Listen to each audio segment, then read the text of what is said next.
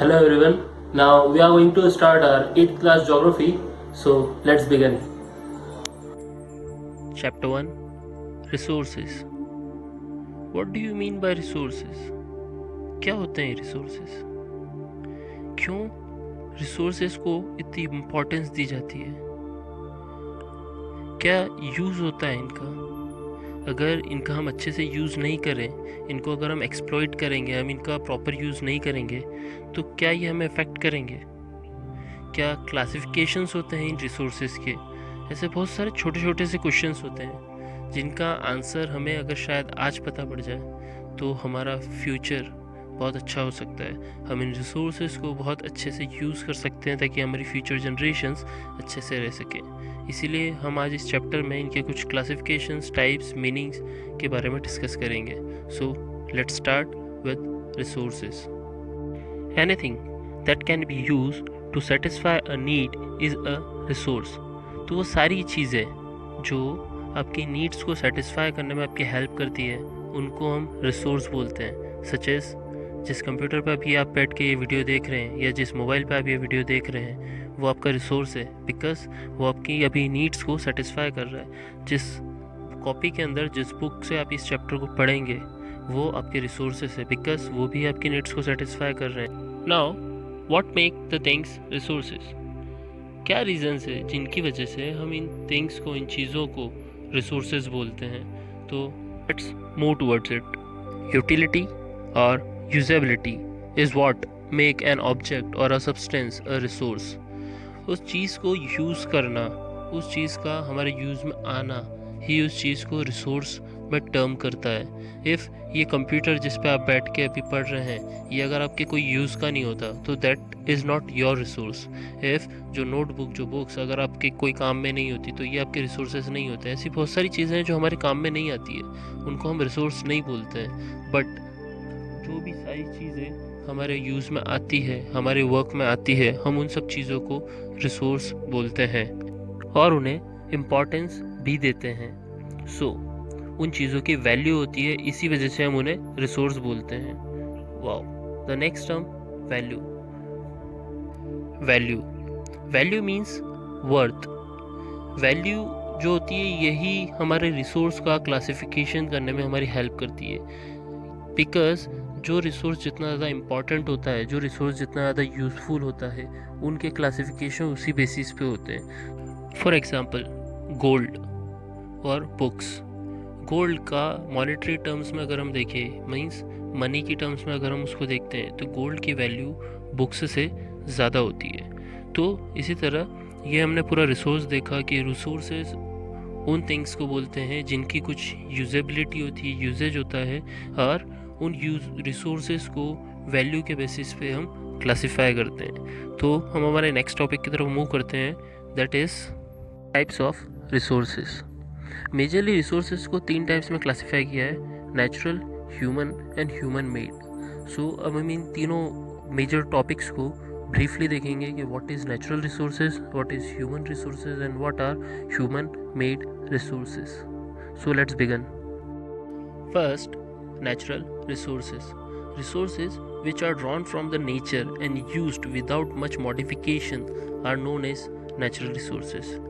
वो resources जो हम nature से लेते हैं और हम उनको यूज़ करते हैं, बट उनके अंदर कुछ ज़्यादा चेंजेस नहीं करते, कुछ मेजर चेंजेस नहीं करते हैं, माइन्यूट चेंजेस को करके ही हम उनको यूज़ भी कर सकते हैं। उन रिसोर्सेज को हम नेचुरल रिसोर्स कहते हैं, such as air we breathe, water we drink and soil, minerals और सारी चीज़ें जो नेचर से हमें डायरेक्टली मिलती है, हम उन सब चीज़ों को नेचुरल रिसोर्सेज कहते हैं। इसी नेचुरल रिसोर्सेज को हमने 3 लेवल्स में, 3 डिफरेंट ग्रुप्स में डिस्ट्रीब्यूट किया है। फर्स्ट है हमारा level of development and use, second origin and stock and distribution. तो ये इनके बेसिस पे हम चेक करने वाले हैं कि नेचुरल रिसोर्सेज एक्चुअल में क्या होते हैं। सो let's begin with level of development and use. इसमें 2 क्लासिफिकेशंस हुए हैं, फर्स्ट है एक्चुअल रिसोर्स और सेकेंड है पोटेंशियल रिसोर्स। तो एक्चुअल रिसोर्स मीन्स वो रिसोर्सेज जिनकी एक्चुअल क्वांटिटी हमें नोन है, मीन्स वो रिसोर्सेज एक्चुअल में है कैसे, वो कितने हैं, उन्हें कैसे यूज़ करना है, ये सब कुछ हमको पता है। इसीलिए हम उन्हें बोलते हैं एक्चुअल रिसोर्स, कि एक्चुअली हमें उनको पता है कि ये रिसोर्सेज क्या हैं। और सेकंड होते हैं पोटेंशियल रिसोर्सेज, वो रिसोर्सेज जिनकी एक्चुअल क्वांटिटी भी हमें पता नहीं है और हम आज प्रेजेंट में यूज़ भी नहीं कर सकते हैं। बट एक्चुअल रिसोर्सेज को हम आज प्रेजेंट में यूज़ भी कर सकते हैं और हमें पता भी है कि उनकी क्वांटिटी क्या है। बट प्रॉब्लम हमारे साथ पोटेंशियल रिसोर्सेज में ये है कि पोटेंशियल रिसोर्सेज जो हैं उनके में भी हमें ये नहीं पता है कि वो कितनी क्वांटिटी में प्रेजेंट है।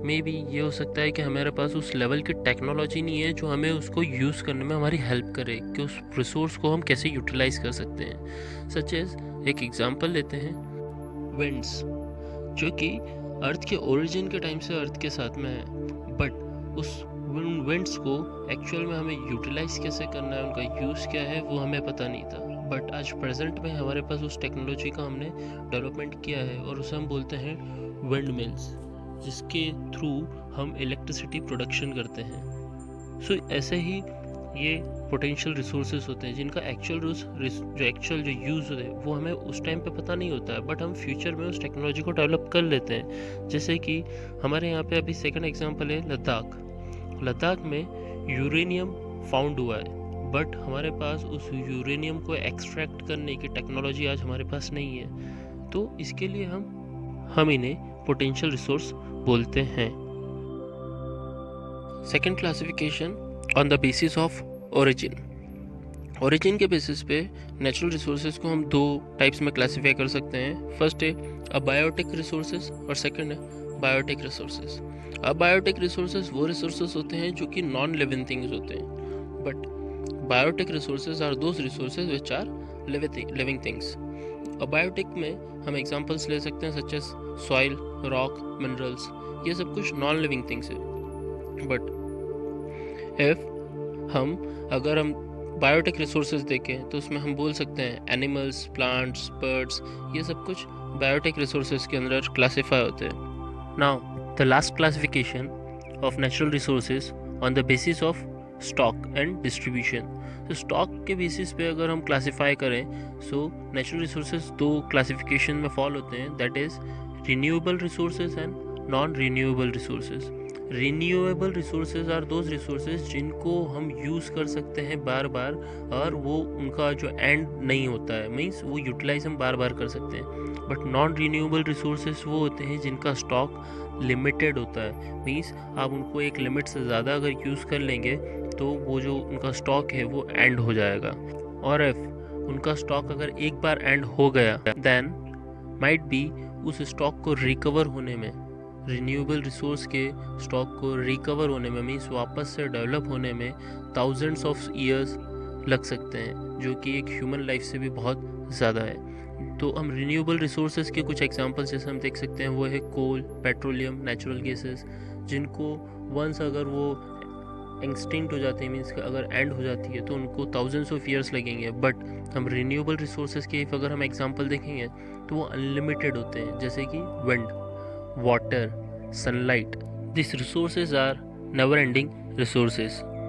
On the basis of distribution हम नेचुरल रिसोर्सेज को टू पार्ट्स में क्लासीफाई कर सकते हैं। फर्स्ट होता है यूबिक्विटस और सेकंड होता है लोकलाइज्ड। यूबिक्विटस मीन्स वो रिसोर्सेज जो हर जगह फाउंड होते हो, मीन्स जैसे हमने अभी लास्ट में बात की थी कि रिन्यूएबल रिसोर्सेज एयर, वाटर और ये सब, तो वही जो रिसोर्सेज हैं उनको हम यूबिक्विटस में भी देख सकते हैं। यूबिक्विटस में जैसे वाटर, एयर, ये सब यूबिक्विटस रिसोर्सेज है बिकॉज ये हर जगह पे आपको मिल सकते हैं। बट लोकलाइज्ड रिसोर्सेज जो होते हैं वो पर्टिकुलर लोकेलिटी में ही अवेलेबल होते हैं। जैसे हमने फर्स्ट एग्जांपल में बात की थी कि लद्दाख में यूरेनियम फाउंड हुआ है, तो वो यूरेनियम है वो लद्दाख में फाउंड हुआ है और दूसरी कोई प्लेस पे होगा, बट ऑल ओवर इंडिया में अभी लद्दाख में फाउंड हुआ है। तो ऐसे वो लोकलाइज्ड होते हैं, मतलब पर्टिकुलर जगहों पे कुछ मिलता है। जैसे कॉपर हर प्लेस पे नहीं मिलता है, आयरन हर प्लेस पे नहीं मिलता है।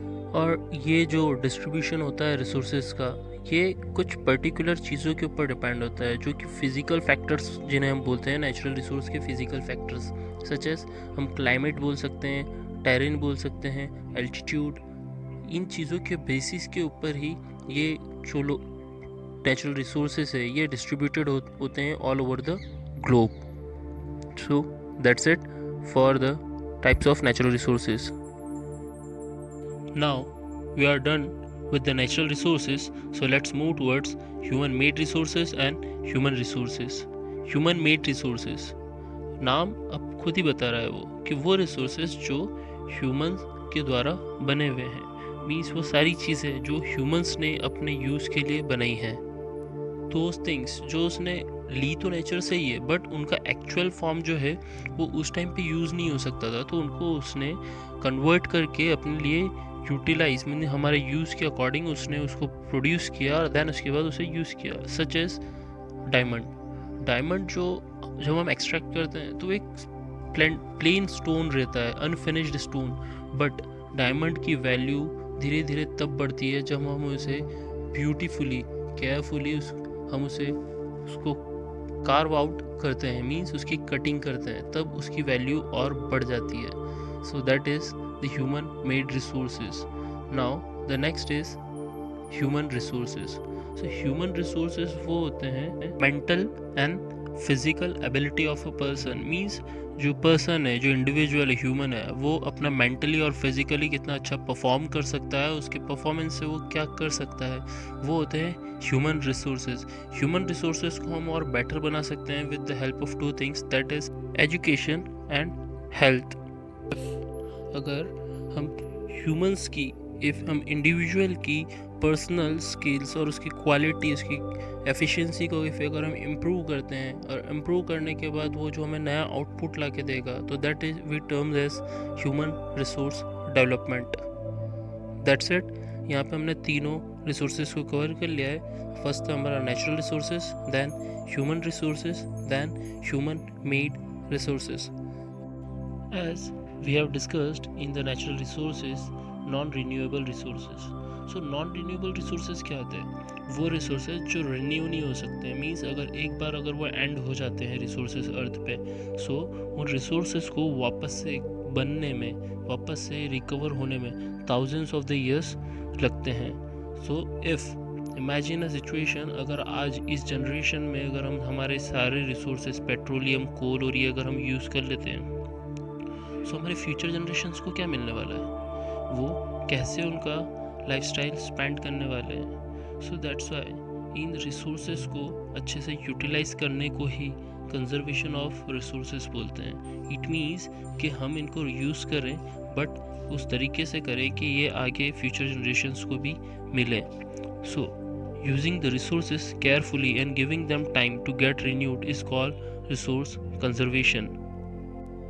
रिसोर्सेस को प्रॉपरली यूज़ करना एंड उन्हें रिन्यू होने का, मीन्स वापस से बनने का, रिकवर होने का टाइम देने को कंजर्वेशन ऑफ रिसोर्सेज बोलते हैं. सो ये तो हमारा फर्स्ट टर्म हुआ, but most important and the second term जिसके ऊपर आजकल पूरा वर्ल्ड डिस्कस करता है, वो होता है sustainable development. Means balancing the needs of use resources and also conserving them for the future.